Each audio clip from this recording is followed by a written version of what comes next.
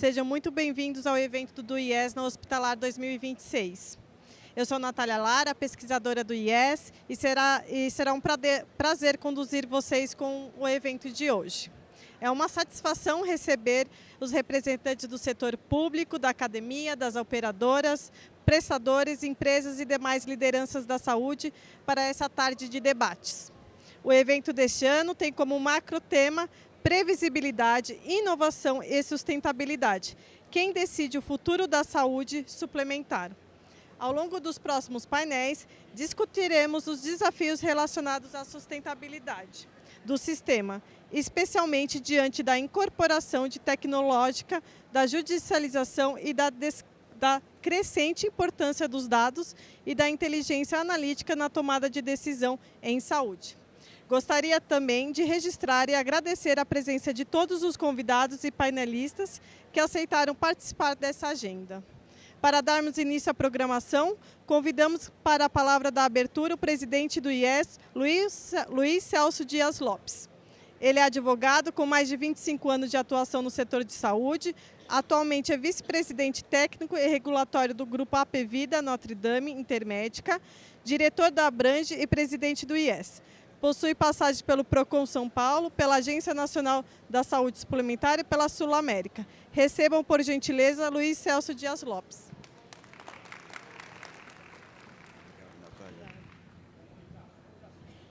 Muito boa tarde a todas e a todos. Sejam todos bem-vindos aqui a essa nossa participação aqui na Hospitalar, esse evento grandioso que nos mostra o quanto tem evoluído a saúde, né? Já que vamos falar em inovação, o quanto a gente tem de inovação em saúde, que é o tema do nosso painel. Com muita honra que também quero registrar que estamos neste ano comemorando os nossos 20 anos de Instituto, né? Então, há 20 anos o IES tem cumprido o seu papel de levar conhecimento, levar informação baseada em evidências, informação técnica, toda essa reverência à ciência tão importante para todos os setores da sociedade, mas tão importante também e especialmente para a saúde. O IES tem cumprido esse papel de orientar e servir de insumo a tomada de decisão regulatória, de decisão judicial, de decisão política, tão importante, e é o que a gente quer continuar fazendo como compromisso de Instituto.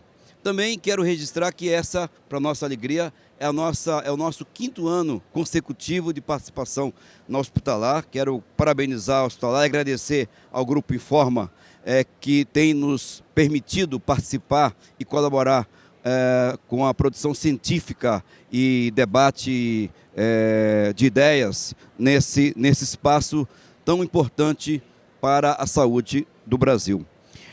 O tema que a gente se propõe neste ano é um tema bem, eu diria, complexo, né? Como conciliar inovação com a previsibilidade ou os desafios da imprevisibilidade. Sabemos que é inevitável que a inovação ela chegue e está chegando cada vez mais com uma velocidade. Há uma questão importante que na saúde a inovação ela aditiva, né, custos, e como o desafio, inclusive agora com a IA, é como a gente pode minimizar e fazer essa equação ser diferente, né?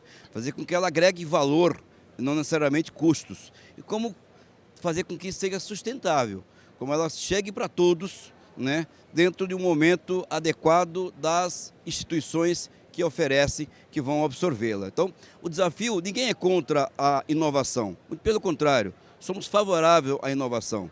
Mas a grande questão é como inovar, né? Como incorporar essa inovação de forma em que ela seja distribuída proporcionalmente a todos, sem causar sem gerar uma insustentabilidade nos sistemas. Isso não é uma coisa de Brasil, isso não é uma coisa do nosso sistema público, isso é uma coisa dos sistemas de saúde como um todo. Esse é um desafio mundial, né? Como incorporar e fazer um uso adequado dessa incorporação, de forma que ela possa chegar a todos a quem precisa especialmente, mas de uma forma racional e sustentável. É importante dizer que nós não sabemos em um jogo qual vai ser o resultado dele antes dele terminar, né? Antes do juiz apitar. Né? Até porque tem sido muito comum muitos gols na prorrogação, naqueles momentos finais, pode surgir um pênalti. Então, assim, o resultado do jogo é imprevisível, mas sabemos que as regras do jogo são previsíveis. Nós sabemos qual o papel de cada jogador quando você começa o jogo, quais são as regras, e sabemos mais do que isso, que elas não serão modificadas durante o jogo, né? Isso é importante para gerar segurança, para gerar um ambiente favorável de negócios. Afinal de contas, saúde, obviamente que não tem preço, mas ela tem custos. Ela está inserida em um ambiente de negócios e, portanto, essas regras precisam ser claras, transparentes, mas, acima de tudo, previsíveis. É preciso gerar segurança a quem quer jogar neste jogo, né? Usando essa metáfora do jogo, qualquer que seja ele. Então, trazer essa discussão sobre inovação e as regras dos desafios da previsibilidade ou imprevisibilidade é fundamental. Como segundo painel, né, não menos importante, a discussão sobre o valor, do dado ao valor em plano de saúde. A gente tem falado muito de inteligência artificial, né, e como é que ela pode ser produtiva, como é que ela pode ser aproveitada e não virar apenas um modismo. E a grande questão, especialmente, nós estamos falando de saúde suplementar, é como utilizar bem esse dado. É como extrair desse dado, primeiramente ser um dado confiável, um dado que seja extremamente utilizado, que gere valor, que seja produtivo, né? E essa é a discussão, porque muito tem se falado sobre inteligência artificial, sobre inclusive a substituição da força de trabalho humana pela força, pela inteligência artificial. Quando, na verdade, a gente está falando de uma soma, de você, né, potencializar, né, tirar um valor muito mais exponencial dessa simbiose entre a inteligência artificial e a inteligência humana, né? E em plano de saúde isso é muito importante. Sabemos o quão são escassos, né, e cada vez mais finitos os recursos. Fazer uso deles de forma racional, de forma a gerar valor, é fundamental. Isso passa por um dado confiável, um dado que possa, de fato, chegar à ponta, especialmente ao beneficiário. Então, boas discussões, bons painéis a todos. Quero mais uma vez saudá-los. Muito obrigado.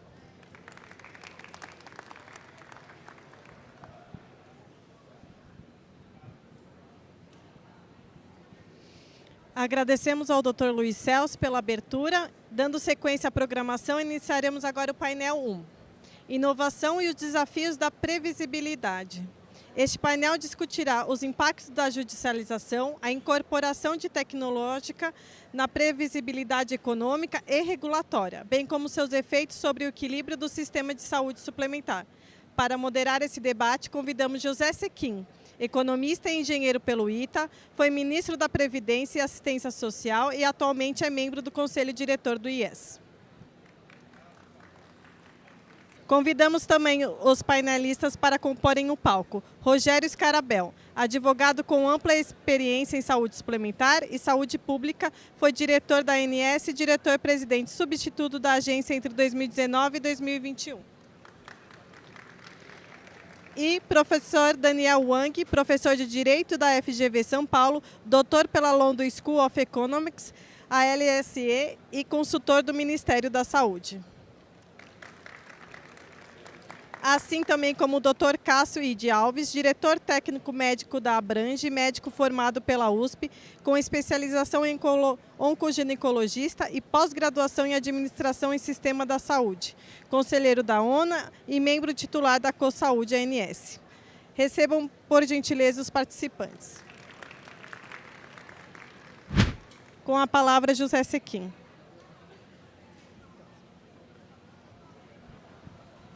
Estamos aí tratando de um assunto, judicialização, seus impactos na previsibilidade, etc. Por que esse assunto é importante? Fala-se em judicialização há décadas, que continua.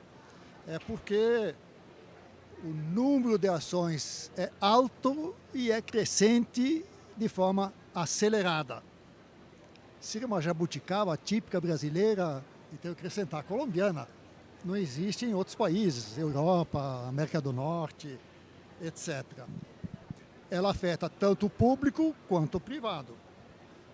Eu gostaria de distinguir judicialização para casos de direitos líquidos e certos descumpridos. Essa não devia nem existir, porque a operadora não deve negar direitos próprios, aquela que negou que sofre as consequências.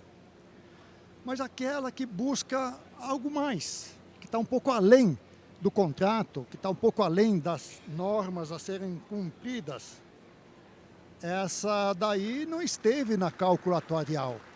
Ela não está na previsibilidade que é necessária. E ela acrescenta custos ao sistema. Impacta custos não só para o plano, para a operadora, para a sociedade. Porque custa muito manter um sistema judiciário com um crescente de ações. O judiciário não é feito só para a saúde, mas tem uma parte importante do judiciário voltada para a saúde, pública e privada. Afeta a sociedade como um todo, afeta gastos públicos, afeta o que se chamava no passado de custo Brasil. Temos, felizmente, um marco que veio com uma decisão recente do STF na questão da DI 7265, que disse até então o juiz, o julgador, decidia com base em laudo médico. E ele se sentia incompetente para questionar o laudo médico. Portanto, o laudo médico era autoridade na decisão. Com essa decisão do STF do ano passado, isso mudou. Agora, não é mais o laudo médico o determinante. É a evidência científica e um conjunto de outros requisitos legais normativos e também administrativos. Se não forem seguidos, pode ser demandada a nulidade do ato perante o Supremo. E já há casos em que isso está acontecendo. Terá efeitos duradouros? Depende se o cumprimento for exigido pelas defensorias das próprias operadoras, que estão lá apontando casos em que houve esse descumprimento. Eu acho que isso pode mudar a tendência da judicialização daqui para frente, um assunto que será abordado aqui agora à tarde. É muito importante a avaliação de tecnologia em saúde. Eu destaco aqui por um motivo essencial: segurança e eficácia. A medicação tem que ser eficaz porque se propõe e tem que ser segura, não produzir mais malefícios do que benefícios. E precisamos incorporar a questão do preço, dos custos e do impacto sobre quem paga esta incorporação, que são as pessoas. Nós desejamos a incorporação, a gente esquece que ela tem custos e temos que aguentar as consequências de nossas escolhas. O painel de hoje tratará exatamente desses diversos temas que estão colocados aqui. Compõe o painel Rogério Scarabel, que é hoje membro do escritório M3BS e foi presidente da ANS, com vasta experiência nesse assunto. O professor Daniel Wang, da FGV, professor doutor, também um estudioso profundo dessa questão da judicialização, das estatísticas, etc. E o nosso querido médico Cássio de Alves, diretor médico da Abrange, que também vai nos falar especialmente sobre as questões da incorporação, processo decisório da incorporação. Então, sem mais delongas, Rogério, convido a mostrar o que você nos tem para dizer aí. Obrigado, Rogério. Obrigado, ministro. Obrigado. Muito boa tarde a todos. Queria também cumprimentar aqui o Cássio, o Daniel, Denizar, Luiz Celso. Muito obrigado pela gentileza do convite. Cumprimentar o diretor da Agência de Saúde Suplementar, Jorge Aquino. Obrigado pela presença. E hoje também destacar a presença do meu sócio, Lucas Milioli, e também do meu filho. Meu filho veio lá do Ceará e está aqui hoje conosco, uma grata presença para mim. Vou falar sobre a questão do panorama, né? Assim, os meus dados, quem quiser entrar em contato, mandar uma mensagem para mim, eu respondo.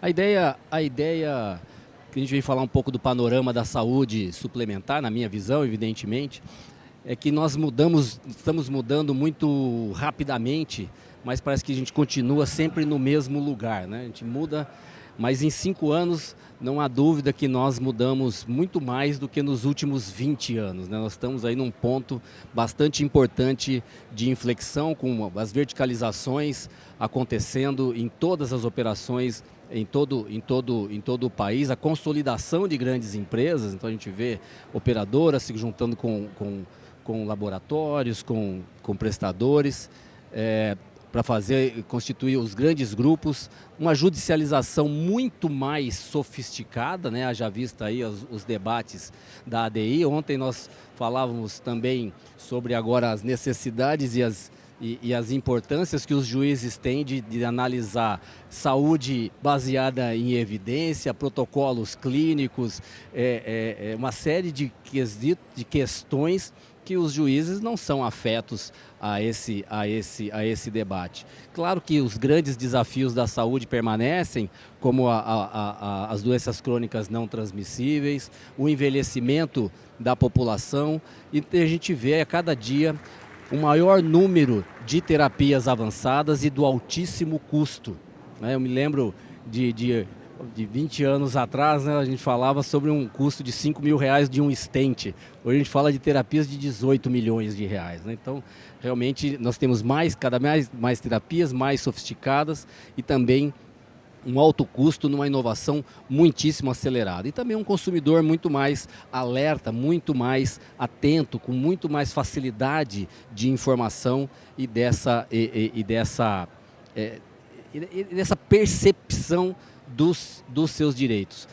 Isso chega na saúde suplementar, um sistema securitário mutualista que foi desenhado há 20 anos, em que o jovem criava um bônus financeiro para o cuidado das pessoas mais velhas que estavam mais expostos. E hoje a gente percebe que essa expectativa, né, tanto pela impossibilidade de reajuste após os 59 anos, vem pressionando essa margem dos 18 aos 59 anos. E, além de tudo isso, também há uma movimentação da utilização também para os mais jovens e uma utilização muito mais acelerada entre todos que compõem o sistema, né? Só por um dado de 21 a 25, aumentou 38% na utilização da saúde suplementar. Então, hoje as pessoas vivem muito mais, o uso contínuo e recorrente vem sendo necessário voltar a discutir essa questão do pacto intergeracional e também das questões que são os pilares da saúde suplementar, que é o mutualismo, né? Porque ele foi desenhado para a utilização futura, episódica, e agora nós temos um quadro de cronicidade de uma utilização muito maior.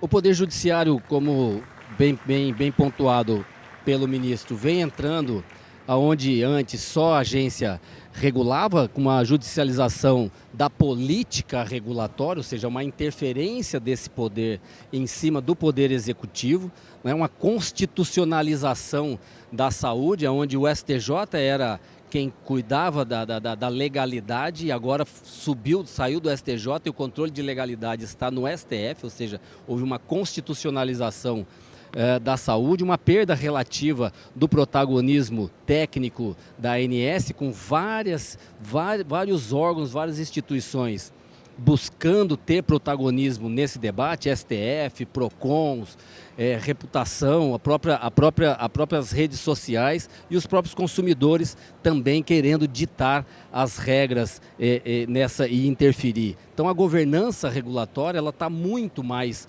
complexa e muito mais desafiadora também para as questões da regulação. Então nós vivemos um paradoxo, né? Então nunca houve tanta demanda, nunca tivemos tanta tecnologia tão sofisticada, nos levando, tamanha importância, nos levando cada vez mais adiante, cada vez mais longevos, tanta capacidade de dados, tanta capacidade analítica, também tanto investimento na área. O ano passado, 2025, fechou com quase 400 bilhões de receita saúde suplementar global, 391 bilhões. Então tem bastante dinheiro, tem bastante investimento, mas ao mesmo tempo nós temos aqui margens das operações cada vez mais pressionadas, cada vez mais difíceis, levando, claro, à consolidação, né? A consolidação, uma imprevisibilidade enorme, tanto nas questões de incorporação da saúde, porque os senhores sabem, as senhoras sabem, na saúde suplementar, ela é de proposta contínua, então pode ser incorporado tecnologia, se eu fizer uma propositura de 30 dias, nós podemos ter 30 dias de incorporação da saúde. Isso causa uma imprevisibilidade que é impossível, nós sabemos, quando vai vender o plano de saúde em janeiro, saber qual vai ser verdadeiramente esse valor, uma projeção clara e certeira de quanto será essa projeção do valor da precificação em 31 de dezembro. Some-se a isso a imprevisibilidade judicial também. As liminares, sem critérios, muitas vezes sem critérios técnicos, não precificados, cria essa interferência, aumentando o custo da saúde. E isso tem dois efeitos que nós estamos também vendo em relação ao pacto intergeracional. Porque os custos não precificados, eles viram reajuste ou viram a porta de entrada maior. A porta de entrada maior impede que o jovem entre e os custos maiores colocam as pessoas para fora do sistema. Por isso que nós estamos há 10 anos, 11 anos sem absolutamente entrada de quase ninguém na saúde. Ela estava com 51 milhões e 400 mil, hoje está com 52 milhões e 900 mil, ou seja, um mercado que anda de lado porque não consegue ampliar. E esse é o grande debate. Como é que nós vamos crescer preservando essa sustentabilidade e a entrega de saúde cada vez com mais qualidade para a expectativa do consumidor, para aquilo que ele busca. As oportunidades que a gente consegue ver, a utilização cada vez mais dos dados de gestão populacional, então não adianta ter simplesmente um programa de prevenção, mas sim uma necessidade de um controle maior da carteira, ou seja, a operadora de saúde cumprindo o seu papel de ser um gestor de saúde e não simplesmente uma intermediadora financeira, a migração necessária de volume para desfecho, e a gente vê a agência aí olhando para essa entrega de qualidade, exigindo uma maior obrigação da entrega para que tenha um processo também mais adequado, a integralização do cuidado, a busca incessante de todos os players da cadeia, para que o sistema tenha muito mais, o setor tenha muito mais eficiência, e isso passa pela redução do desperdício, obrigatória da redução do desperdício, que também passa pela desconfiança desses atores, desses players, que são necessários tanto para também antecipar o risco regulatório e a utilização da inteligência artificial, a inteligência artificial também nas auditorias e nos processos, tornando esse sistema muito mais eficiente. É necessário criar modelos híbridos também de remuneração, não existe uma bala de prata. Então, o panorama da saúde suplementar, para nós termos mais previsibilidade, com uma entrega de muito mais qualidade, passa sobre fazer melhor, fazer com mais inteligência e fazer com menos e sempre em busca de um propósito de fazer a entrega de saúde. Eu gosto muito dessa frase, que é quando a gente acha que tem todas as respostas, vem a vida e muda todas as perguntas, né? É uma frase de Luiz Fernando Veríssimo, e é isso, nosso setor, ele não tem uma rotina e a gente nunca morre de tédio, né? Todo dia uma novidade, principalmente nos sistemas essenciais, que tem uma profundo influência política, uma profundo influência econômica, e nós precisamos estar mais unidos, sentar à mesa, dialogar, olhar para o alinhamento dos interesses e também num desfecho melhor para a nossa saúde. Ministro, um panorama aqui para nós continuarmos, eu fico aqui à disposição. Muito obrigado, Rogério Scarabel. Cumprimento também o Jorge Aquino, o diretor da ANS, nosso novo superintendente do IES, o Denizar Viana, que estará no próximo painel fazendo papel de moderador. Muito boas as suas apresentações e suas considerações. Você abordou bastante questão de desperdício, questão de desconfiança. Essa palavra tem que ser progressivamente eliminada do setor. E talvez a gente consiga eliminá-la com transparência. Eu entendo que transparência, em princípio, é sempre melhor do que a opacidade. Mas há casos em que a não transparência é razoável. Como se trata de contratos de governo, você consegue negociar preços melhores se não houver o disclosure da informação. E a eficiência é um problema tradicional no setor de serviços como um todo e de saúde em particular. Então, parabéns pela sua apresentação, Rogério. Vamos ouvir agora o professor Daniel Wang, que vai nos apresentar alguns números, estatísticas e fazer suas considerações sobre o tema em andamento. Daniel, a palavra é sua. Bom, muito boa tarde, muito obrigado pelo convite para falar aqui hoje. Eu queria começar estabelecendo a seguinte premissa, porque se essa premissa não estiver estabelecida, nada do que eu vou falar aqui vai fazer qualquer sentido. A minha premissa é, não tem sistema de saúde do mundo que consiga dar tudo a todos gratuitamente. Não importa se é país rico, se é país pobre, se é sistema público ou sistema privado. Mas eu não posso simplesmente chegar e anunciar essa premissa. Eu preciso provar essa premissa para vocês e eu queria provar a partir desse gráfico. Esse é o gráfico de gasto per capita em saúde da OCDE, o Clube dos Países Ricos, e mais alguns outros colocados aí para fins de comparação. O país que mais gasta em saúde no mundo, em termos absolutos e per capita, de longe são os Estados Unidos. Lá todo mundo tem acesso a tudo gratuitamente? A resposta é um grande não. Para falar a verdade, é um país em que 10% da população não possui qualquer tipo de cobertura em saúde. Não tem Medicare, não tem Medicaid, não tem seguro privado. Tem uma pesquisa do Instituto Gallup que todo ano pergunta para os americanos se eles ou alguém de sua família deixaram de receber algum tratamento médico por razão de custo. E a taxa fica sempre de 20%, 25%. Isso afeta, inclusive, aqueles que têm um seguro de saúde, mas não conseguem fazer o copagamento, não conseguem pagar a franquia. Não é à toa que a principal causa de falência pessoal nos Estados Unidos é gasto em saúde. Bom, mas alguém poderia falar, os Estados Unidos é um sistema bastante fragmentado, muito mal organizado. Vamos pensar na Suíça, então. A Suíça é um caso interessante porque é um sistema eminentemente privado, ele é organizado em torno de seguros de saúde, mas ele é altamente subsidiado e altamente regulamentado, de forma que todo mundo lá tem que ter o seu seguro de saúde. Lá todo mundo tem acesso a tudo gratuitamente e a resposta, de novo, é não. Os seguros de saúde lá são obrigados a cobrir um pacote, uma espécie de rol da ANS. O que está dentro desse pacote tem que cobrir, tem franquia, tem copagamento, inclusive a franquia é um aspecto central do sistema de saúde suíço. O tamanho da sua mensalidade varia enormemente a depender do tamanho da sua franquia. Mas o que está fora desse pacote, em regra, não tem obrigação de custear. Inclusive, tem judicialização da saúde na Suíça, acreditem. Bom, talvez sistemas públicos se saiam melhor. Vamos pensar então na Noruega. Sistema público universal, financiado por impostos. Lá todo mundo tem acesso a tudo gratuitamente? A resposta, de novo, é não. Vamos pensar só na assistência farmacêutica. Eles também têm uma lista, eles têm até um nome, é Blue Label Prescription List. É a lista de medicamentos que o sistema fornece. O que está dentro dessa lista, o sistema custeia. O que não está dentro dessa lista, em regra, o sistema não custeia. E essa lista é formada a partir de critérios de efetividade e de custo-efetividade. Ou seja, o sistema de saúde norueguês aceita a possibilidade de não custear um tratamento efetivo se o seu valor, se o seu preço é desproporcional aos benefícios que ele traz. E a gente poderia continuar, a gente poderia falar inclusive do Canadá, que até hoje não possui uma política nacional de assistência farmacêutica. E por isso o maior gasto com medicamentos no Canadá ele é privado, seja gasto de bolso, seja por meio de seguros exclusivos para medicamentos. Eu estou falando tudo isso para mostrar que mesmo os países que têm o maior gasto em saúde per capita precisam fazer escolhas, precisam ter suas listas. Imagina então o Brasil, que está naquela ponta que tem um gasto 6, 5, 8 vezes menor do que aqueles dos países que eu mencionei.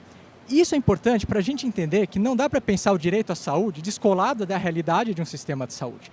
E não dá para pensar a realidade de um sistema de saúde descolado da realidade socioeconômica de um país.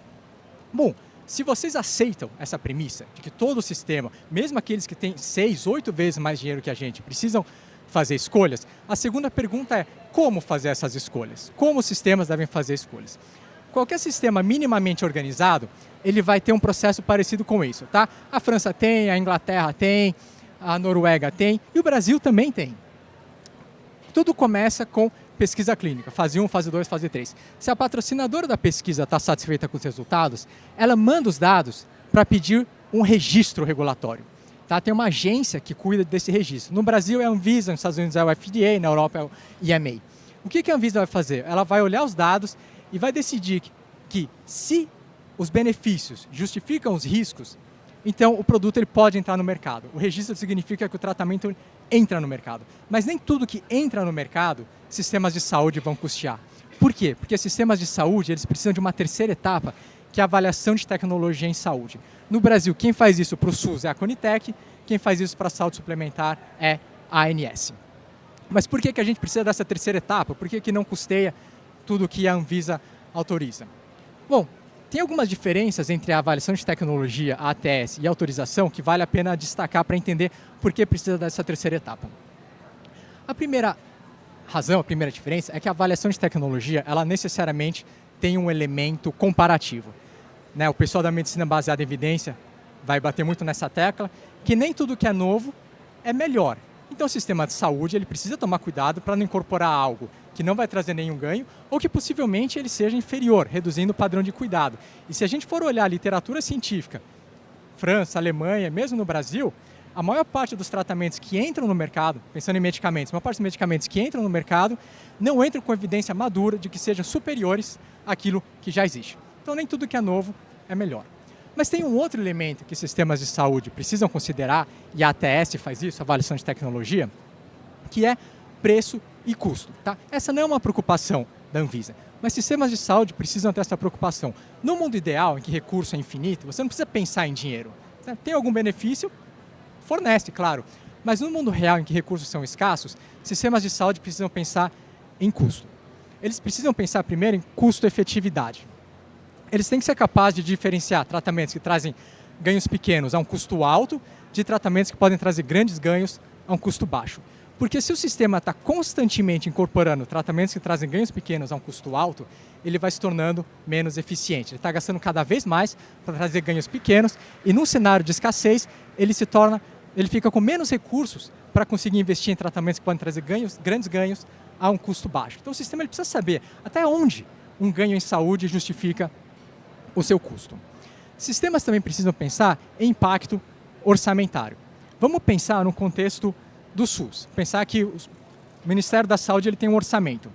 Tá? Cada fatia desse gráfico de pizza, estou pensando num gráfico de pizza, é um gasto em saúde, é uma política.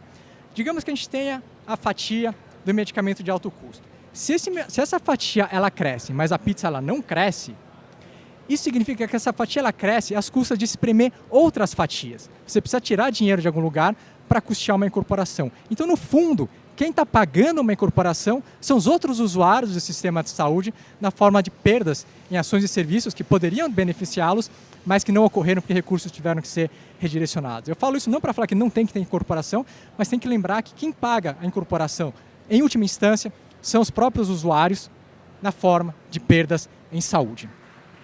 No contexto da saúde suplementar, a lógica ela é um pouco diferente, mas ela não é tanto assim. Então, uma incorporação ela vai gerar aumento de sinistralidade.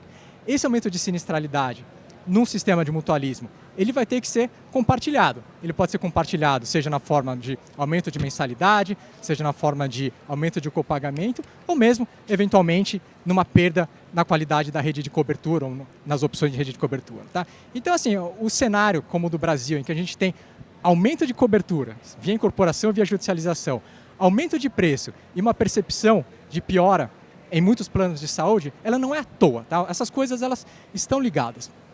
E acho que o outro elemento importante para a gente pensar também é negociação de preço.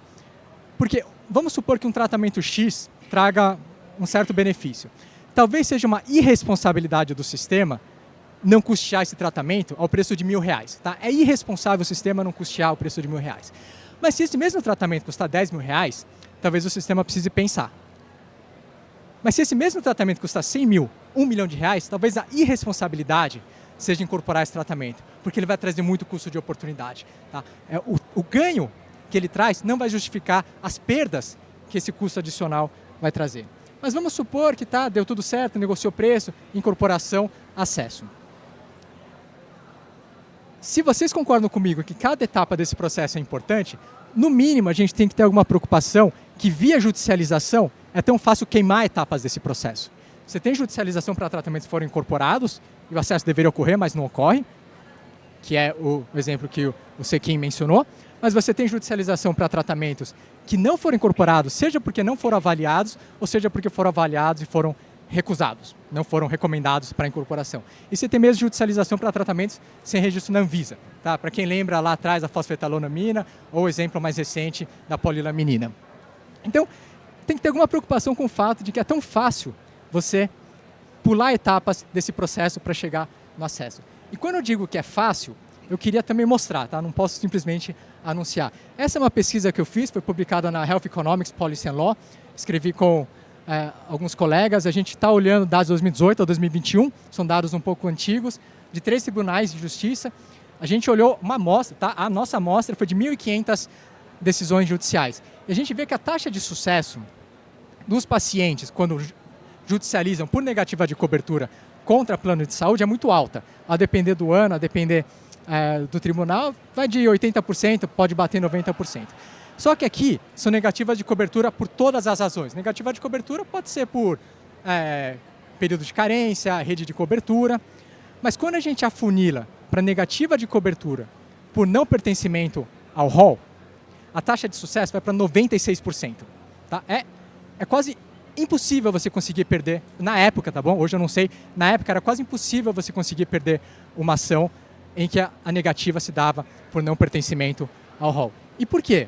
Porque na maior parte das vezes, os tribunais consideravam que o rol ele era exemplificativo. Ou seja, o rol da ANS estabelece o piso, mas não estabelece o teto. E esse teto ele não tinha limite, ele podia ir até onde o preço de um tratamento ele chegasse. Bom, esse é um cenário que causa uma série de instabilidade, uma série de imprevisibilidade. Só que agora, a gente chegou no momento em que talvez tenha uma mudança. Qual que é o tamanho dessa mudança, eu não sei. Mas existe, pelo menos, a possibilidade de mudança com a decisão da ADI 7265 pelo Supremo Tribunal Federal. Tá? E eu queria passar aqui, ponto a ponto, o que foi essa decisão, porque eu acho que ela é muito importante, sobretudo porque ela se liga àquele processo que eu expliquei no começo. Tá, então, o que o STF decidiu? Tá, aqui é a ação direta de constitucionalidade, controle concentrado de constitucionalidade, isso vincula todos os tribunais. O STF decidiu, é constitucional a imposição legal de cobertura de tratamentos ou procedimentos fora do rol. Então, o STF está falando, de fato, é exemplificativo. Você pode ir além do rol. Mas o mais interessante, e isso que difere o STF do que era a jurisprudência anterior, ir para fora do rol, ir além do rol, ele só pode acontecer se alguns critérios forem satisfeitos. Tá? Antes não tinha critério, era uma prescrição médica. Agora existem alguns critérios, o STF estabeleceu alguns parâmetros. Quais são esses parâmetros? E aqui esses parâmetros eles são cumulativos, todos precisam ser satisfeitos. Primeiro, tem que ter a prescrição médica, odontológica, nenhuma novidade. Segundo, isso que eu acho mais interessante, a inexistência de negativa expressa da ANS ou de pendência de análise em proposta de atualização do rol. Por que isso é importante? Porque o STF devolveu para a agência o protagonismo na escolha de alocação de recursos em saúde. O que aqui a redação ela é um pouco pode ser um pouco confusa, mas o que o STF está falando? Se a ANS avaliou e disse sim, é sim.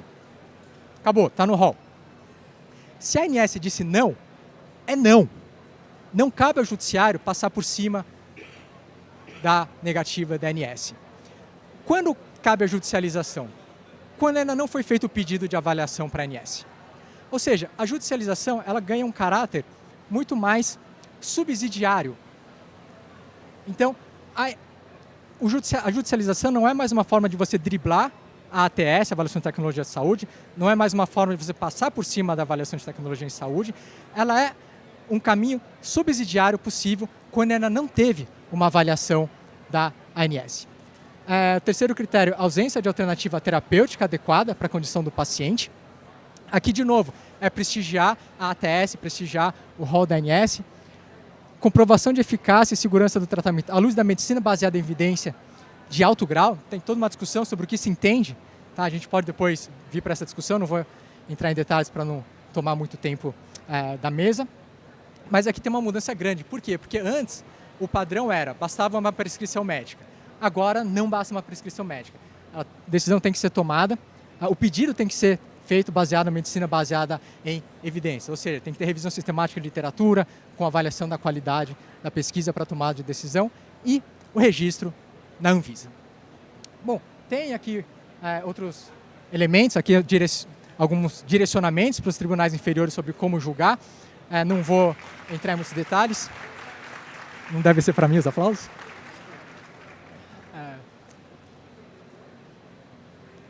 Agora, estamos num ponto de inflexão. Qual vai ser o tamanho dessa inflexão? Qual vai ser o ângulo dessa inflexão? Eu não sei. Por que eu não sei? Porque eu não sei o quanto os tribunais inferiores vão seguir a ADI 7265. Bom, mas se é vinculante, controle concentrado de constitucionalidade, como é que não vai seguir? Eu não sei se os tribunais inferiores vão seguir, porque eu não sei se o próprio STF vai seguir. Uma coisa é estabelecer critérios no abstrato. Outra coisa é aplicar esses critérios no caso concreto. Tá? São atividades que envolvem um trabalho emocional e intelectual muito diferentes. Pensar critérios em abstrato e aplicar no caso concreto são dois exercícios muito diferentes. E eu queria trazer dois exemplos aqui para mostrar como o próprio STF não tem uma posição muito clara sobre se ele vai aplicar ou não os critérios. Esses dois exemplos, eles são relacionados à saúde pública, não é saúde suplementar. Mas a ADI 7265, ela espelha o que o STF decidiu para a saúde pública no tema 6 de repercussão geral em 2024. Tá? Então, o STF tomou uma decisão vinculante, tema 6 de repercussão geral em 2024, ele espelhou para a saúde suplementar na ADI 7265. Então, são casos em que o STF ele é chamado a aplicar os critérios, que são basicamente os mesmos que eu falei agora para a saúde suplementar. Esses dois casos eles são interessantes porque eles são comparáveis. São dois casos envolvendo pembrolizumab, medicamento oncológico, né, uma imunoterapia. No primeiro caso, câncer coloretal metastático. No segundo caso, câncer de pulmão metastático. Nesses dois casos, a Conitec avaliou e disse não. Tá bom? Você teve a avaliação e o não da Conitec. Então, aplicando esses critérios do tema 6, que são os mesmos do 7265, não era para o judiciário conceder. No primeiro caso, o TRF, Tribunal Regional Federal, tinha denegado, né, subiram para o STF e o STF banca a negativa do Tribunal Regional Federal. O STF vai falar, olha, a Conitec avaliou, a Conitec disse não, não cabe ao judiciário passar por cima da negativa da Conitec. Já teve a avaliação técnica. No segundo caso, por outro lado, era um caso em que a instância inferior tinha concedido e o Ministério da Saúde, o governo federal, sobe para o STF pedindo para reverter, pedindo para aplicar o tema C de repercussão geral. Só que aqui nesse caso, o STF, ele vai falar, olha, sim, de fato, você tem o tema C de repercussão geral, mas o NatJus, que é um núcleo dentro do judiciário, que oferece assistência técnica para o judiciário, disse que tem evidência. Logo, vai conceder o tratamento, apesar do que disse a Conitec e apesar do que estabelecido no tema C de repercussão geral, que é o que foi estabelecido na DI 7265. Então, estamos no momento de inflexão.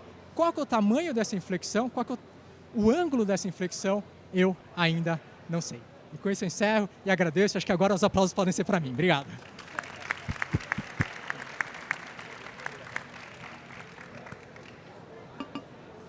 Muito obrigado, Daniel, pela sua excelente apresentação. A gente sempre aprende muito com sua fala.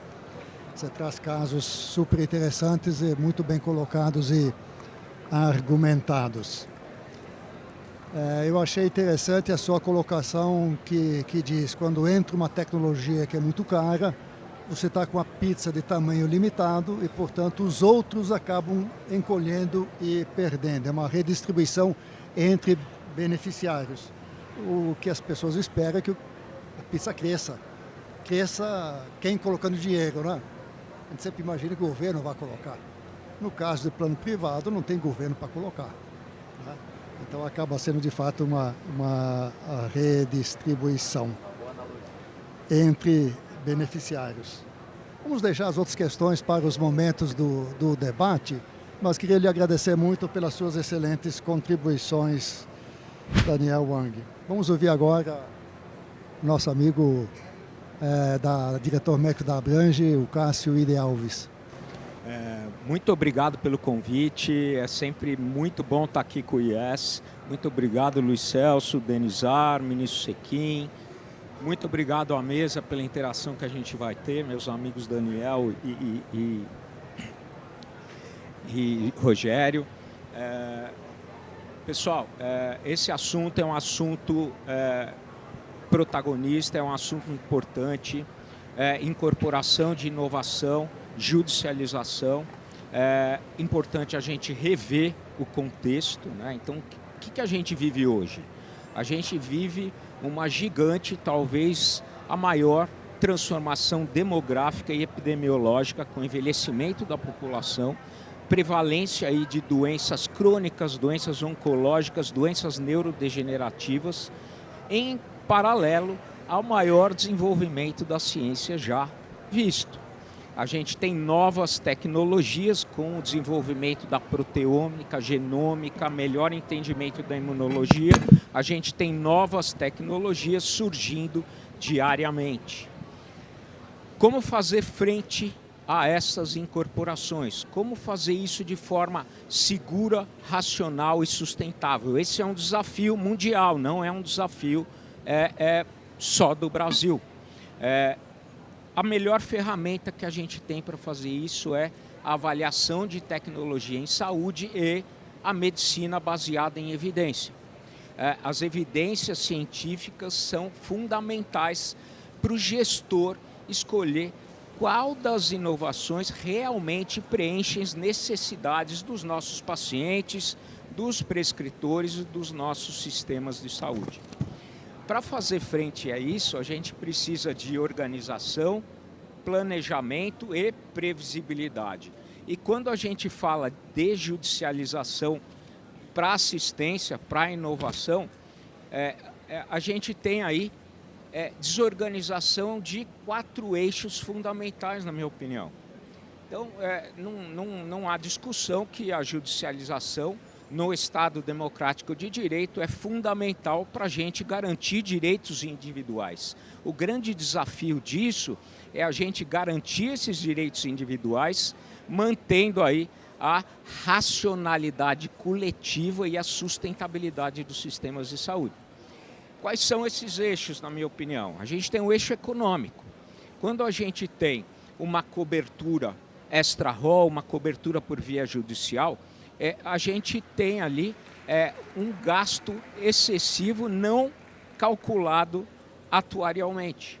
muitas vezes aquela cobertura vai custar mais, porque a gente tem custos agregados dessa judicialização.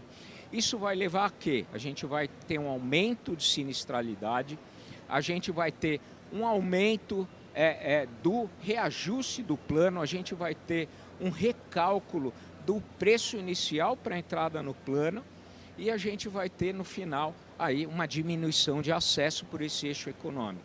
O segundo eixo que eu acho fundamental que a judicialização vem aí complicar um pouquinho é o eixo regulatório. Quando a gente tem uma ampliação de cobertura via judicialização, a gente fragiliza a regulação, a gente fragiliza as normas, a gente fragiliza os critérios técnicos científicos, a ATS e a medicina baseada em evidência. O terceiro eixo é o de equidade. Quando a gente amplia a cobertura sem levar em consideração os critérios técnicos científicos, a gente privilegia apenas as pessoas que têm condições de judicializar e têm mais informação, não necessariamente as que têm mais necessidade clínica. E o quarto eixo, que eu acho extremamente importante, que é o eixo da inovação. É um impacto paradoxal. Por quê? Quando você incorpora por vias que não técnico-científicas, você acaba fragilizando a ATS, acaba fragilizando também a medicina baseada em evidência e vai ali tirar aquele incentivo para os laboratórios, para a indústria, produzirem melhores evidências científicas para a incorporação. Ele desorganiza o ambiente da inovação. Então, essa previsibilidade, ela é necessária em qualquer sistema de saúde do mundo. Eu trouxe aqui para vocês alguns trabalhos recentes, tá? Então, aqui, esse é um levantamento internacional, um jornal de saúde, de política de saúde e gerenciamento, tá? Ele fez aí um estudo, meta-análise, levantamento de estudos de 176 países e 204 estudos de 176 países. Eu não estou conseguindo passar aqui. Não sei se está com algum problema. É isso. Bom, o que diz esse estudo, né? Esse estudo, ele mostra para a gente estratégias de financiamento para os medicamentos de alto custo e inovação. Ele vai mostrar que são dois pilares básicos, ou seja, eles separam a questão do financiamento dos medicamentos de alto custo e das inovações, terapias avançadas, terapias genéticas, e fazem um acesso gerenciado. Por quê? Normalmente, essas terapias são incorporadas com evidências não tão maduras. A gente não tem evidências concretas, definitivas sobre segurança e eficácia, e a gente tem que tratar essas incertezas clínicas e as incertezas orçamentárias. Eu não estou conseguindo passar. Vira para lá, talvez. Nós temos um segundo estudo. Aqui são os dados que eu já comentei com vocês na tela. Um segundo estudo está justamente mostrando ali esses fundos específicos que a gente tem, esses fundos específicos que a gente tem para financiamento dessas drogas, desses medicamentos de alto custo e terapias aí avançadas. Existem fundos dedicados em vários países. O mais antigo é esse inglês que eu trouxe para a gente, né? É o CDF, é o Fundo de Drogas Oncológicas, né? Temos também um fundo italiano que dedica ali 1 bilhão de euros por ano, 500 milhões de euros para drogas oncológicas e 500 milhões de euros para medicamentos de doença rara. A gente tem diversos exemplos que a gente pode trazer para cá e adaptar à nossa realidade. A gente tem fundos no Canadá, a gente tem fundo no Japão, a gente tem fundo na Croácia, todos eles com bastante tempo e a gente pode aprender com o que eles fizeram de certo, fizeram de errado e adaptar às nossas realidades. Aqui o fundo em inglês acho bastante interessante porque ele nasceu em 2013, ele passou por diversas adaptações, né? Inclusive ele já teve ali uma investigação parlamentar, por quê? Porque ele teve um gasto a mais, né, de 35% a mais de 2013 a 2015. Ele teve uma adaptação de critérios, a gente pode observar e tentar aprender com isso. Hoje ele gasta, o último levantamento que eu consegui foi do quarto trimestre de 2014, ele gasta só com drogas aí, oncológicas 340 bilhões de euros. Esse trabalho que eu trouxe para vocês acho que é bem legal, porque ele é de 23 de abril de 2026, tá? Ele tem menos de um mês. Tá?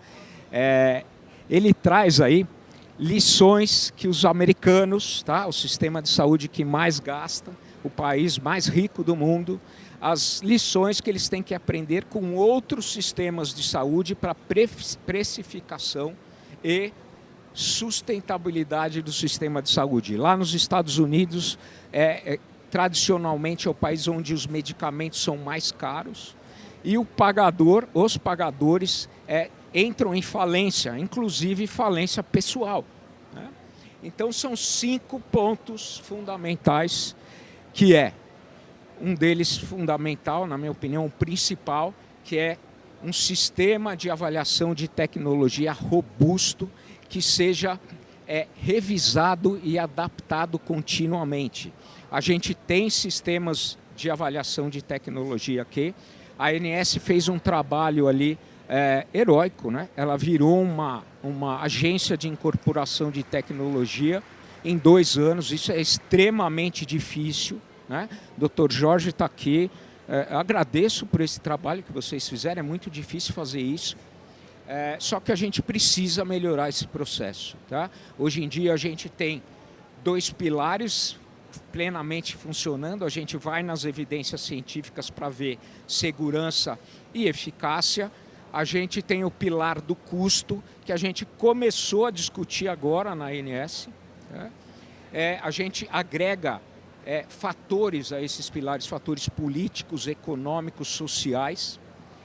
Mas a gente tem que agregar outros fatores para a ATS para a gente conseguir avaliar a maioria das inovações. A gente tem que evoluir o nosso processo de avaliação de tecnologia em saúde. O segundo pilar é uma negociação centralizada e colaborativa entre todos os pagadores. O terceiro pilar é o investimento em dados de mundo real, estudos de mundo real e transparência. O quarto pilar, que eu acho extremamente importante, eu vou buscar aqui o que o Daniel falou, que todo mundo acaba pagando um pouquinho quando entra uma tecnologia de alto custo. Por quê? Se a gente não tiver equidade, o que acontece de acesso? As tecnologias, algumas delas são de 7 dígitos. Não tem como você não buscar recursos de outros locais para bancar essa tecnologia. E muita gente vai deixar de receber alguma coisa porque você está bancando essa tecnologia. E a quinta é basicamente a transparência e a proteção dos pagadores e das famílias do out of pocket. Eu não sei se eu consigo falar mais 3 minutinhos. Eu gostaria de falar disso, pessoal, porque isso a gente fala há muito tempo. Muitos de vocês aqui na plateia falam desse assunto há décadas. Tá? Infelizmente, a gente está sempre falando e eu não enxergo essa transformação. Tá? Eu gosto muito de usar esse simbolismo para a gente falar entre a diferenciação entre valor em saúde e custo da saúde. Tá? Se a gente usar ali o simbolismo do iceberg, tá? Tudo que a gente está enxergando acima do nível da água é a inovação. A inovação é fundamental para a evolução dos sistemas de saúde, não há dúvida sobre isso. O que a gente precisa é tratar a inovação com responsabilidade, incorporar ali inovações que realmente tragam benefícios e resolução de alguns problemas que a gente tem de cobertura, de eficácia. Essa inovação, quando a gente está falando de custo, né, a gente inverte o iceberg. Tá? Normalmente, essa inovação ela tem a maior parte do custo.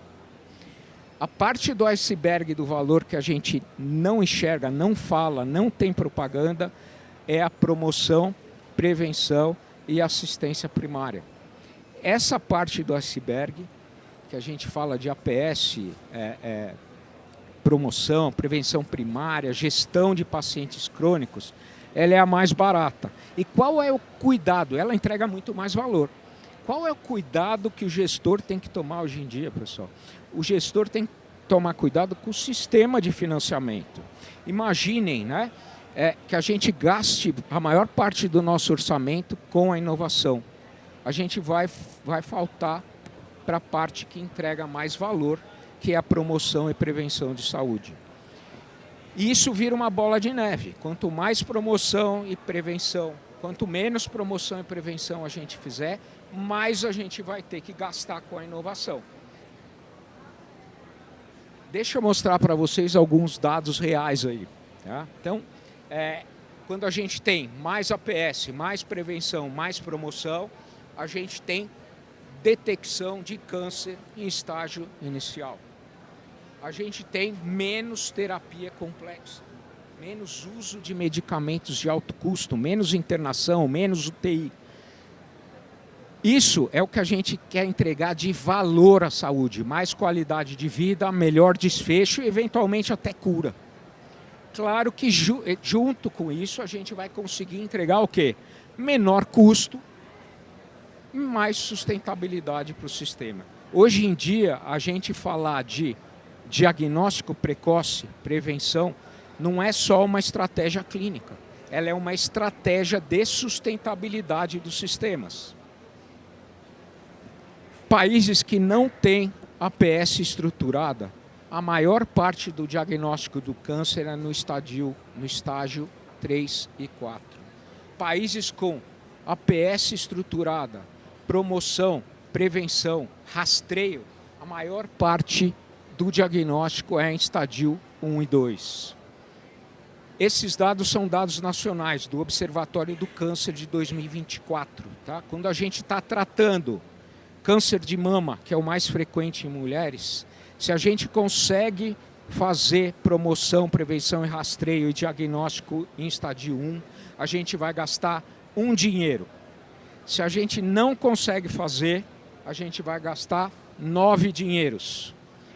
Segundo mais prevalente, somando homem e mulher. Colo retal, aumentou brutalmente pós-pandemia. Tá? A gente vai gastar dinheiro no estágio inicial e vai gastar 19 dinheiros no estágio 4. Obviamente, a gente gastando 19 dinheiros para muita gente, a gente não vai conseguir atingir todo mundo. Mas se a gente antecipar o diagnóstico, pode ser que nosso orçamento caiba ali terapias avançadas, melhores terapias gênicas, carticel. Por quê? Porque vai ser menos gente necessitando desses tratamentos. O Observatório de Oncologia mostrou ali que o câncer avançado pode custar até 19 vezes mais que o câncer em estágio inicial. Esse é um trabalho do SUS, tá à disposição, as referências estão aqui embaixo. E a Organização Mundial da Saúde, ela estima que a cada $1 investido para promoção, rastreio e prevenção, ele vai economizar ali $10 no tratamento futuro. Desculpa ter me alongado, Sequim, mas acho que essa parte final é fundamental para a gente entender o valor real da inovação e o valor da assistência como um todo. Muito obrigado, pessoal. Muito obrigado você, Cássio. Você é sempre estimulante na sua fala, provocativo às vezes, né? mas que faz parte, eu acho, desses shows nossos aqui. Muito obrigado pela sua participação. Bem, acho que agora tirar algumas dúvidas daquilo que foi apresentado e falado aqui durante este evento. O Rogério Scarabel mencionou muito na grande transformação que o setor passou, falando muito na consolidação, nas aquisições, etc. Podemos lembrar que no começo desse século, por volta de 2000 e pouco, as empresas tinham como dirigentes nomes de família. E suas empresas às vezes também eram. É isso na parte de laboratórios, parte de hospitais, parte de plano de saúde. Nada mais disso, ou praticamente nada, existe hoje. Aliás, as duas grandes redes de laboratório começaram desse jeito, com nomes de família. O que eu gostaria de ouvir sua consideração é esse crescimento, esses conglomerados grandes, muitas vezes verticalizados, horizontalizados, afetam a concorrência e de que maneira? Como é que você vê isso, Rogério? Isso aqui eu não acredito que afete a concorrência, isso é uma ação de mercado, né? Uma aquisição natural de mercado e não de destruição do mercado. A saúde, ela é um setor caro, você precisa necessariamente de escala, a gente vê a valorização das tecnologias, então está cada vez mais caro, cada vez mais se utilizando, então é importante que se tenha uma robustez empresarial.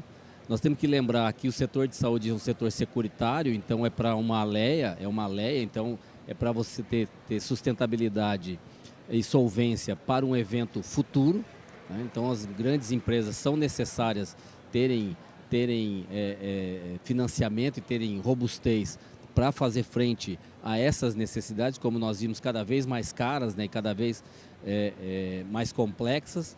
Então eu acredito que é o mercado se moldando a uma realidade. Nós estamos aí numa questão mais financeira da saúde, saindo das famílias e transformando o setor numa questão financeira, né? E o tamanho realmente importa nesses casos e nessas questões. Então não me parece que há um problema concorrencial no momento. O que precisa o setor, na minha opinião, isso pode ser uma atividade do próprio setor ou até mesmo do regulador, é de ver indicadores para fazer essa mensuração da entrega de qualidade nos diferentes modelos de negócios que você tem na saúde suplementar. Isso eu acho fundamental, a gente precisava avançar isso, de criar índices de mensuração de qualidade para que se tenha uma adequada entrega de saúde. Então, no momento eu não vejo nenhum problema concorrencial, mas sim uma acomodação natural desse mercado, que é importante. O motivo da minha pergunta um pouco é o seguinte: quando o setor é muito concentrado, poucas pessoas disputando o mercado, a concorrência cai. Quando a concorrência cai, a entidade ganha poder de preço. Pode, portanto, sair do preço que seria concorrencial e para o outro nível de preço. Então, é um pouco nesse sentido que eu faço a pergunta, ver se Sim. Poderia estar afetando? Sim, é por isso que a agência reguladora existe, não só na saúde, mas em todos os setores essenciais.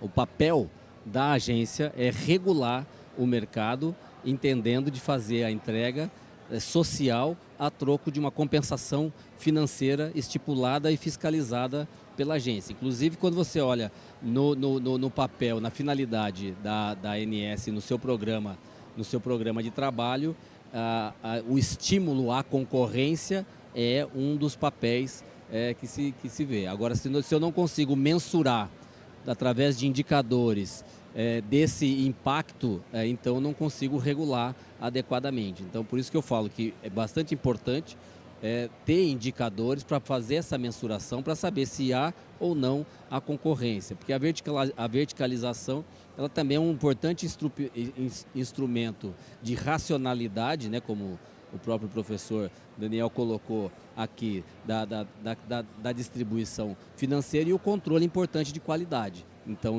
para isso que serve a regulação e para isso que serve a agência reguladora com todos os seus dispositivos e força. Eu entendo perfeitamente, que escala é importante para esse setor de altos gastos em corporações de tecnologia.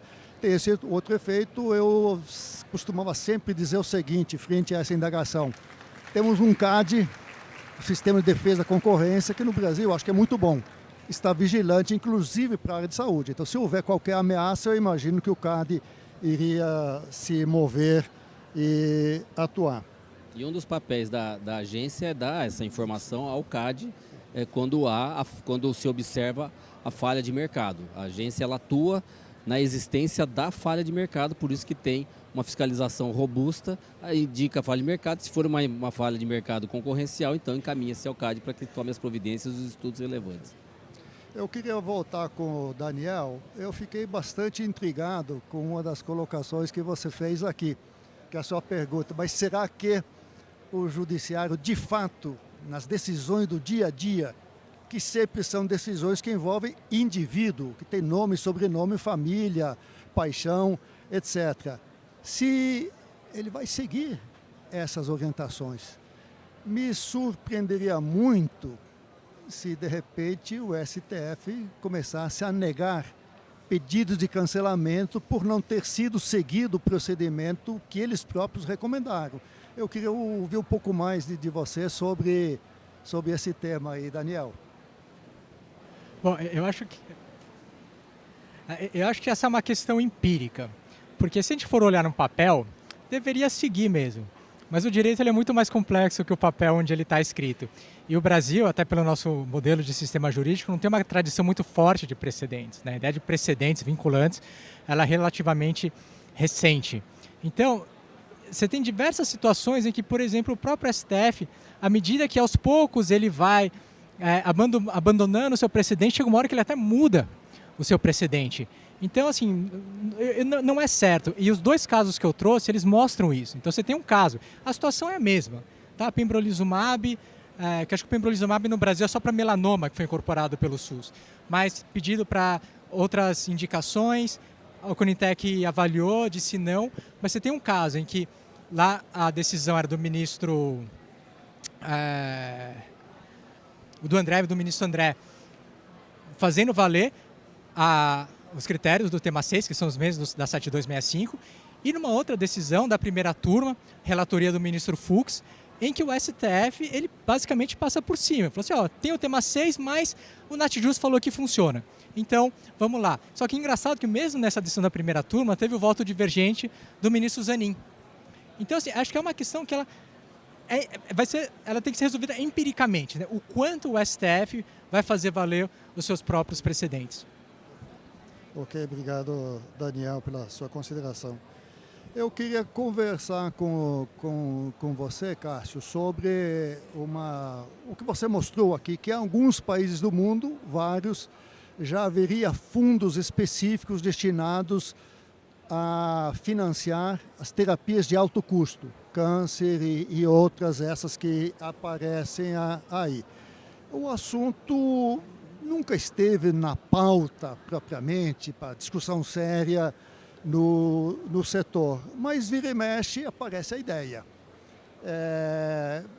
Com dificuldades, eu acho, de aceitação, porque muita gente argumenta o seguinte, eu vou gastar uma fortuna para subsidiar a ineficiência do outro. Não sei o quanto isso faz muito sentido ou não, mas é um argumento que a gente ouve bastante. Então, eu queria ver com você esses países que têm fundos. São países em que a saúde é essencialmente pública, como é o caso, por exemplo, da Inglaterra. Aí essa questão é mais simples, uma tributação e você resolve. Quando o sistema é privado, com diversas operadoras diferentes, você tem uma questão um pouco mais complexa a resolver. Então a pergunta seria um pouco essa, como é financiado e de onde surgem os recursos e estão mais voltados para o sistema público ou também para o sistema privado? Obrigado pela pergunta, Sequim. Acho que, se me permite, deixa eu só ajudar a responder o Pembro do Daniel. Tá? O Pembro é o maior exemplo. Tá? Ele foi incorporado, a gente está falando de ATS, O Pembro ele foi incorporado lá em 2011 para uma indicação. Tá? Por que ele foi incorporado para aquela indicação? Tinha evidência científica para aquele grupo e para aquelas pessoas funcionava. Tá? O Pembro tem 41 indicações. Tá? O nosso sistema regulatório faz com que muitas vezes o próprio laboratório não peça a incorporação para as outras indicações. E quando pede anos depois, já não é uma inovação, só que o preço continua o mesmo que foi na incorporação em 2011, quando ele era um medicamento órfão para poucos pacientes. Tá? Acho que isso é fundamental para a gente entender onde muito da sustentabilidade se perde dentro do nosso processo inteiro do sistema de saúde. Quanto aos fundos, Siquem, acho que são híbridos esses países. Tá? Então, tem países que são fundamentalmente públicos, são países que têm incentivos privados também, mas a questão basicamente não é essa. Tá?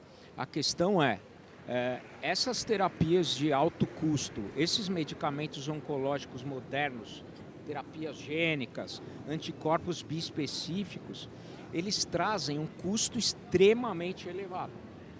O que não se pode permitir é que ele acabe roubando parte do financiamento do sistema de saúde inteiro para beneficiar poucos usuários. Tá? É aquela questão de, olha, eu tenho direito individual, mas eu tenho que pensar na racionalidade coletiva e na sustentabilidade do sistema de saúde. Então, quando a gente está falando desses recursos, não tem mágica. Em todos os países do mundo, os recursos vêm do indivíduo, da família e das empresas. Tá? Não tem mágica. Então, o que se pretende fazer é uma proteção do sistema de saúde, seja ele público ou privado, para que todo o orçamento não seja direcionado para alguns indivíduos apenas. Tá? Então, esses fundos, eles existem, por exemplo, na Inglaterra desde 2013, na Itália desde 2017, eles tiveram muitos erros, muitos acertos, muitas adaptações. A gente pode estudar isso, tá? A gente pode ver o que aconteceu, como eles corrigiram e tentar adaptar aqui, ou para todo mundo, que eu acho muito mais inteligente, porque uma das coisas mais importantes é a equidade. Quando a gente gasta muito com uma tecnologia, todo mundo paga. Não importa se você está no sistema público ou no privado. Tá? Quando é do sistema privado, o que acontece? O reajuste é muito maior. Muita gente sai do plano, cai no SUS. Ou seja, o beneficiário do SUS vai ajudar a pagar aquilo também. Entendeu? Então, eu acho que independe. A gente tem que desenhar o nosso fundo com esses critérios. O objetivo do fundo é tentar dar acesso para essas terapias de uma forma equalitária, protegendo o sistema de saúde como um todo. As ações que mais entregam valor são as ações de prevenção, promoção e assistência primária. Isso não tem dúvida nenhuma. Se a gente usar esses recursos misturado com os recursos da inovação, a gente não vai fazer direito o que entrega mais valor. Se a gente olhar o horizonte tecnológico, entrar no FDA, a gente tem pelo menos 120 medicamentos aí em fase final de aprovação. E eles vão vir para cá. 20% deles são terapias de alto custo, terapias avançadas, terapias gênicas, anticorpos bispecíficos, que a gente vai ter alguma forma de financiamento para eles e a gente precisa começar a discutir como a gente vai fazer isso. Daniel pediu a palavra. Eu só queria aproveitar para reagir à fala do Cássio. Acho que tem dois pontos muito interessantes. Né? Esse caso do CDF, né, o Cancer Drugs Fund, eu lembro muito bem dele porque ele foi iniciado no ano que eu fui para a Inglaterra fazer meu doutorado. Então eu vi isso começar. E qual que era a função desse fundo? Ele financiava tratamentos que eram negados pelo NICE, que é o órgão de avaliação de tecnologia em saúde da Inglaterra e País de Gales. Tá? É a Conitec deles. Então, eles tinham um problema muito grande, que o NICE estava dando muito não para oncológico. Falava, bom, o ganho é pequeno, o custo é enorme, não. Isso estava dando um problema de publicidade enorme para o NICE. E aí o Partido Conservador, na época estava na oposição, falou, se a gente ganhar a eleição, a gente vai criar um fundo especial para oncológico e vai custear os tratamentos que o NICE não custeia. Bom, ganharam a eleição, criaram o fundo, só que deu aquele problema. Esse fundo, o fundo não tinha fundo, basicamente. Então, todo ano eles estouravam o orçamento. Até que chegou uma hora, o governo falou, não, esse modelo não funciona. Então, hoje, o CDF ele tem uma função de custear os tratamentos enquanto ainda não tem uma definição do NICE sobre incorporação ou não. Então, eles fazem o acesso gerenciado, eles não passam mais por cima do NICE. E tem um estudo muito interessante do Richard Sullivan, professor do King's College. A gente, inclusive, está trabalhando junto para estudar judicialização. Ele foi analisar os tratamentos custeados por esse fundo. E a conclusão que ele chegou é que a Inglaterra, basicamente, jogou fora alguns bilhões de libras, porque ele custeou tratamentos sem evidência. Esse era o problema. Assim, a NICE dizia não porque não tinha evidência. O CDF ia lá e financiava, estava financiando tratamentos sem evidência. E a gente está trabalhando junto, que a nossa hipótese é que a judicialização tem um fenômeno muito parecido com isso. Está custeando muito tratamentos sem evidência. E acho que tem um outro ponto muito interessante também, falando dos incentivos para pedir uma avaliação de tecnologia, porque como eu falei, agora pelas novas regras do STF, a ATS disse sim é sim, disse não é não, se não disse nada, talvez.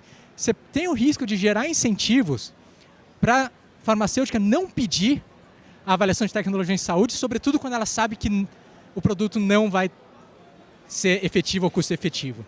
Aqui você acaba gerando um incentivo errado. Em vez de privilegiar a ATS, você está, na verdade, segurando tratamentos para que eles não cheguem na ATS para avaliação, eventualmente, o não. Então, eu acho que o judiciário, quando ele vai fazer essa avaliação dos tratamentos que ainda não chegaram à ATS, tem que perguntar, mas por que não chegou? Porque não deu tempo? Porque a farmacêutica não está confiante? O que está acontecendo? Então, eu acho que as regras criam um incentivo que não é legal e isso, idealmente, precisa ser corrigido na hora da análise judicial. Você apontou muito bem para um assunto que é corriqueiro, eu acho, em muitos setores. Não é que você forma uma regra pensando em tal efeito e acaba sempre tendo reações que produzem os efeitos não desejados. O caso que você acaba de nos contar. Eu queria anunciar aqui a presença do diretor da FENA Saúde, o Bruno Sobral. Bem-vindo aqui a nós aqui. Bem, eu acho que chegamos aí ao final do evento. Eu então daria para cada um de vocês palavras finais, despedidas, considerações, se houver também, por favor, possam fazer nesse momento, mas já aproveito para se despedir, porque o nosso tempo está chegando ao fim. Rogério. Bom, minhas palavras finais, claro, é de agradecimento à organização pela gentileza do convite, me colocar aí à disposição e, mais uma vez, enaltecer o mercado de saúde, o setor de saúde suplementar, que está sempre em evidência a questão da judicialização e outros debates, mas é um setor bastante robusto, salva muitas vidas diariamente. O ano passado fez mais de 2 bilhões de procedimentos muito importantes e relevantes na saúde suplementar, agrega 53 milhões de pessoas, às vezes a gente não observa muito, mas isso é maior que a Argentina, é maior que a Colômbia, maior do que muitos países da Europa, bastante robusto. É um dos grandes geradores de emprego, talvez um dos top 3 empregadores por metro quadrado no Brasil. Então, ele é muito relevante economicamente, muito relevante socialmente e acredito muito também na regulação desse setor e na expansão desse setor. Nós precisamos aí analisar, sentar para ampliar e ter algumas modificações importantes e interessantes na regulação, para que mais pessoas tenham acesso à saúde cada vez com mais qualidade, que isso também haja uma maior integralidade ao SUS. E, ministro, mais uma vez, muitíssimo obrigado pela gentileza do convite. Obrigado a você. Uma salva de palmas para o Rogério Scaravel. Daniel Wang. Eu queria terminar com a frase com a qual o Rogério terminou a fala dele, né? Quando a gente acha que tem as respostas, a vida muda as perguntas. E eu acho que é isso, né? Assim, a gente viu aqui essa mudança de cenário, esse momento de inflexão, que gera novas perguntas, e daí a importância de se fazer pesquisa, de se estudar, né? A saúde é uma área de muita inovação em tecnologia, mas ela tem que ser também uma área de muita pesquisa em políticas públicas, em regulação, no direito, e é por isso que eu parabenizo o IES, que é um dos protagonistas nesse ecossistema de pesquisas em saúde. Salva de palmas para o Daniel. Muito obrigado, Daniel. Cássio de Alves. Finalizando, agradecendo a oportunidade, muito obrigado pelo convite. É sempre um prazer estar aqui no IES. Sempre que possível eu colaboro e é fundamental aí, acho que é fundamental para o setor de saúde suplementar. Se me permitem um raciocínio final, tá? Nenhum sistema de saúde no mundo suporta as inovações sem 3 pilares. ATS, medicina baseada em evidência robusta.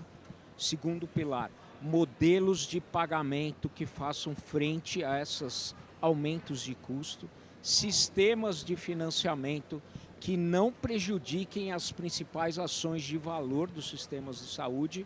E aqui no Brasil a gente tem um 4º pilar, que é a necessidade de uma integração dos processos decisórios. A gente não pode ter processos de incorporação e decisão diferentes na saúde pública e na saúde suplementar. Muito obrigado pela oportunidade. Muito obrigado a cada um de vocês. Salva de palmas a todos. Eu acho que foi um excelente evento. Muitas excelentes contribuições. Muito obrigado.